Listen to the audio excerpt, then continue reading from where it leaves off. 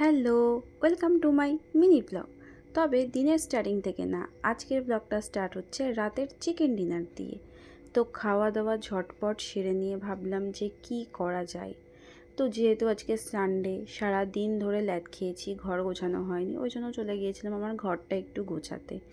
তো স্টার্ট যখন করেছি তো ভাবলাম সব কিছু ক্লিন করেই ফেলি, আর পুরো উইকের ভেতরে টাইম পাবো না, কাজের চাপ থাকবে। তো ওই জন্য একটু চেষ্টা করছিলাম যতটা ক্লিন করা যায় আর কি। মানে মেন উদ্দেশ্য এটাই ছিল পুরো সপ্তাহ যাতে মায়ের বকবকানি শুনতে না হয়। দেন তারপরে আবার ফ্রিজের ভেতরে চলে গেলাম কি আছে খাবার দেখার জন্য। খেয়ে খেয়ে তো হাতি তৈরি হচ্ছি, তবু কোনো লজ্জা নেই, খেয়েই চলেছি। দেন টুকটাক কিছু শপিং করে এনেছিলাম। আর আজকে ছিল তন্নির বার্থডে, তোর জন্য একটা সেলিব্রেশন ক্যাডবেরি নিয়েছিলাম, আর আমার জন্য কসবাইটটা নিয়েছিলাম যাতে ঘষে মেজে নিজের জীবনটাকে একটু পরিষ্কার করতে পারি। আর এই যে আমাদের কিউটি পাই রানী সেজে গুজে রেডি হয়ে বসে পড়েছেন কেক কাটিংয়ের জন্য। আর আমাদের বাড়িতে যেহেতু অনেকগুলো বাচ্চা, তো সবাই এক জায়গায় হয়েছে ওর বার্থডের জন্য। তারপরে ওরা সবাই মিলে কেকটা কাটছিল। আর এই যে আমি আর মিষ্টু বসেছিলাম এক পিস কেক পাওয়ার আশায়।